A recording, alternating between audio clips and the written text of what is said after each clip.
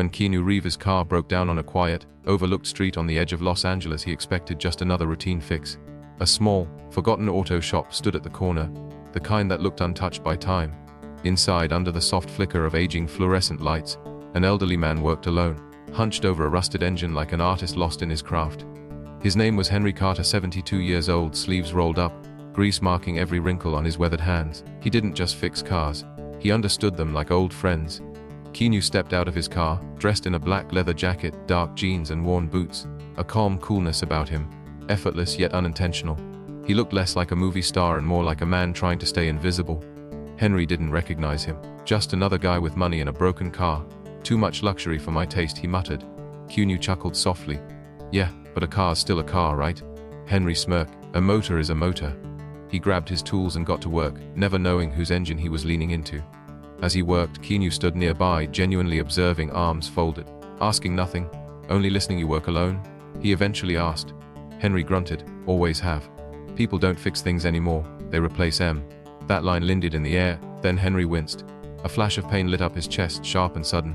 He hid it, shook it off, told himself it was just strain. He had no time to be sick. He had a job to finish. You've been at this a long time, Keanu asked gently.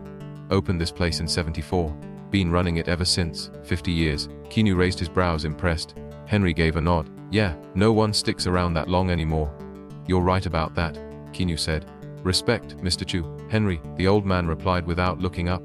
There was a silence, a kind of silent acknowledgement between two men from different worlds. One built from fame, the other from steel and sweat. Yet both understood something deeper, the value of staying true to your craft. As Henry adjusted a belt inside the engine, his breathing grew heavier again. The pressure in his chest returned, dull and insistent. But still, he kept going. Because that's what men like him do. Henry turned back toward the engine, gripping a wrench with practiced ease. But just as he leaned in, his body betrayed him. A sharp, burning pain exploded in his chest, wrapping around his ribs like a vise. His breath caught. His vision dimmed for a split second, just long enough to scare him. Then, just as quickly, the pain faded. But it left behind a tremble in his hands that he couldn't hide. He clenched his jaw. This wasn't new. He'd been having these episodes for a while, but there was no time for weakness, not today, not with a job unfinished. He forced his body forward, tightening the last bolt. The engine purred, solid, strong. That's what mattered. That's what always mattered. Henry stepped back and wiped his forehead with the back of his hand. All right, he called out, voice steady. Try it now. The man slid into the driver's seat and turned the key. The engine roared to life, smooth and confident, like a song perfectly in tune. Henry crossed his arms and smiled softly. There she is. The man grinned wide, brushing his hand over the steering wheel. Beautiful. He stepped out of the car, reaching for his wallet. How much do I owe you? Henry waved him off. Nothing. Seeing a car run right is enough for me. The man hesitated, clearly surprised. Are you sure? I don't charge for easy jobs, Henry said simply. Just come back if she gives you trouble again. The man studied Henry for a moment, then smiled. A real one. I will. And I'll bring you a coffee next time. Henry laughed, the sound warm and weathered. Just don't bring that fancy Starbucks crap. The man laughed too, stepping into the Ferrari and rolling down the window. See you soon, Mr. Carter. The Henry gave a small grunt, lifting a hand in farewell. He had no idea who that man really was, and he had no clue how much that small act of kindness would echo. As Henry locked up the shop, his chest tightened again. This one hit harder. He gripped the doorframe, waiting for it to pass. After a long breath, it did. Like always, he shook it off, flipped the lights. Another day, another car. But tomorrow would be different. Because the man he had just helped wasn't just a customer, he was Keanu Reeves. And as his Ferrari disappeared into the cool Los Angeles night, his mind wasn't on the road, it was still with Henry. Keanu's hands rested loosely on the steering wheel. The wind brushed his face as the city lights blurred past, but all he could think about was the quiet man in the dusty garage. Henry Carter, gruff, stubborn but honest to the bone. Hollywood was full of masks. He had met actors, moguls, billionaires, but Henry was different, real. And something about him stuck. When Keanu got home, he poured himself a glass of water and opened his laptop. He typed Henry Carter Auto Repair Los Angeles. A bare-bones website popped up, no branding, no fluff, just Carter's Auto Repair, honest work since 1974. He clicked through the grainy photos. One showed Henry in his younger days, standing proud with a wrench in hand outside the same shop. Same stubborn eyes. Then Keanu noticed something else, forum posts, dozens of them. Written by regular people. I was broke. My car died on the freeway. Henry fixed it for free. Told me to pay when I could. I never forgot that. This man stayed after hours so I could make my night shift. Wouldn't take extra money. My dad brought his car here for 30 years. When he passed, Henry fixed his old Chevy so we could drive it to the funeral. Keanu sat back, the weight of those words pressing into him. This man wasn't just a mechanic, he was a lifeline, a keeper of stories, a quiet legend. And yet no one outside this block even knew he existed. Keanu stared at the screen, heart pounding. He had spent less than an hour with Henry. But one thing was clear, Henry Carter was one of the good ones, and people like him didn't deserve to disappear. But money wouldn't fix it. Henry had already refused that. No, if he wanted to repay him, it had to mean something. Keanu thought back to what Henry said. People don't fix things anymore, they replace them. That's when it clicked. This wasn't about charity. This was about legacy. Keanu smiled to himself. Not a celebrity gesture, a real one. He reached for his phone, but before he could dial, it buzzed in his hand. A number he didn't recognize appeared on the screen. Keanu paused, frowning, the phone pressed tight against his ear. "Hello," he said cautiously. A hesitant voice replied, "Hey, is this Keanu Reeves?" He straightened in his seat. "Who's asking?" The voice took a breath. "My name's Bill. I run the laundromat across from Henry Carter's auto shop." Keanu's heart skipped. His grip on the phone tightened. "How did you get this number?" "I know this is weird," Bill said quickly, "but I saw you at Henry's garage last night. Look, I didn't know who else to call. I figured if anyone could help, it'd be you." A sinking weight dropped in Keanu's chest. "What happened?" he asked, his voice steady but tense. "Henry's in the hospital," Bill said quietly. Keanu stood up so fast the chair nearly tipped behind him. He'd planned to return to Henry's shop tomorrow, but suddenly, tomorrow felt like it might be too late. Grabbing his keys and throwing on his jacket, Keanu was out the door in seconds.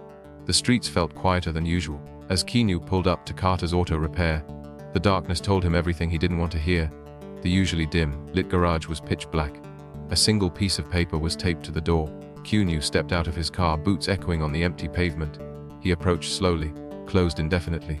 His jaw clenched. He stood there, staring at the words, trying to process them, when footsteps behind him made him turn. Across the street, a man in his 60s stood outside the laundromat, wearing a worn flannel shirt, faded jeans. He had silver in his beard and eyes that looked both kind and exhausted. "You're the guy from last night, aren't you?" the man asked. Keanu nodded. "Bill." Bill gave a slow, sad smile. "Yeah.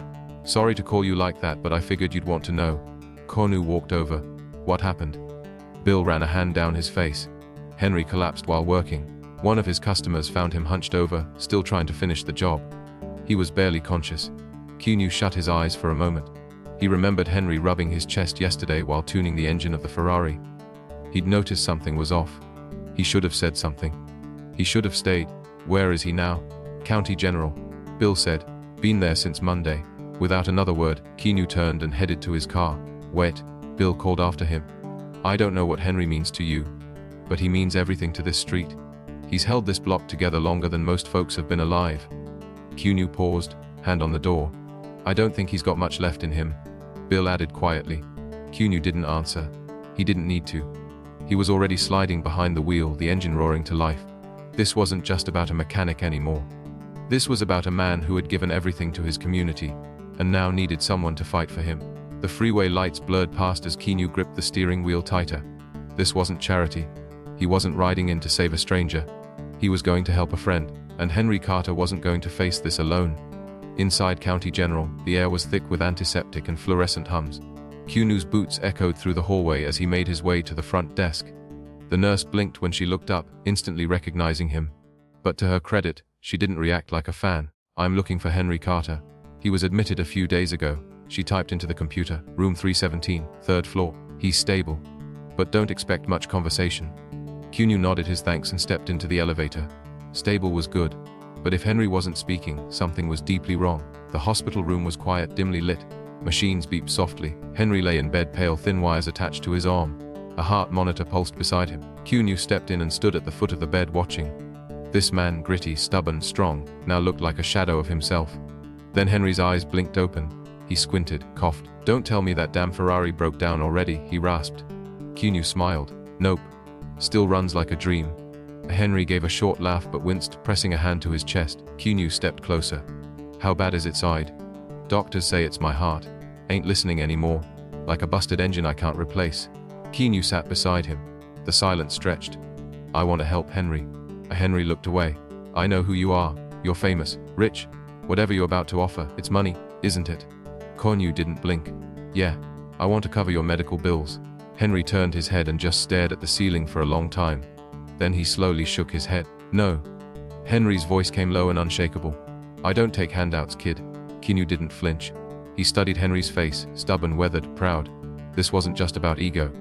Henry had lived every inch of his life on principle. He'd built everything with his own 2 hands, scraped through every storm without ever begging for a rope. Keanu leaned back slightly, nodding. All right, no handouts. But inside he was already turning the gears. If Henry wouldn't accept money, then Keanu would have to give him something he couldn't refuse. Then he leaned forward again, eyes locked. You built something, Henry. You really going to let it all die now? Henry's brows furrowed. What the hell are you talking about? Keanu motioned with his hand. Your shop, your legacy, all the people you've helped, all the engines you've brought back from the grave. What happens when you're not there anymore? Henry exhaled long and hard. Wesset just shuts down. That's it, right with you. Silence fell heavy between them. Keanu could see the words landing, not just in Henry's head but deep in his chest where it hurt. Keanu leaned closer. I have an idea. Henry squinted. Oh, I bet you do. Keanu smirked. Hear me out. This time Henry didn't argue. He just watched, curious, guarded, tired, but open just enough. Over the next few weeks as Henry stabilized and left the hospital, Keanu got to work. He poured in time, effort, and more money than Henry would ever know. Carter's Auto Repair was reborn. The faded red sign above the door was taken down. In its place went a new one, bright steel with bold black letters. The Henry Carter Technical Garage. Below that, since 1974. Because some things deserve to be done right. Henry fought the name, of course. I don't need my name on some damn building, he barked. Keanu had just smiled. It's not a building, Henry. It's a story. That shut him up real quick. When the doors reopened, the street came alive. People poured in, former customers, old neighbors, kids who had never touched a wrench but had heard the name, Henry Carter, passed around like legend. Keanu stood in the back, arms crossed, watching as Henry barked at a nervous 19-year-old fumbling with a wrench. If you're gonna fix a car, hold the damn tool like it matters. The kid jumped, adjusted his grip, and tried again, this time with purpose. Keanu chuckled quietly. Henry hadn't changed one bit. And that's exactly why it was going to work. That evening, as twilight settled in and the garage lights shut off one by one, Henry stepped outside and looked up at the new sign. He was quiet for a long time. Then he turned to Keanu and said, voice soft, almost hesitant, Guess I owe you one, kid. Keanu shook his head, a small smile pulling at his lips. Nah, you already paid me back. Henry squinted.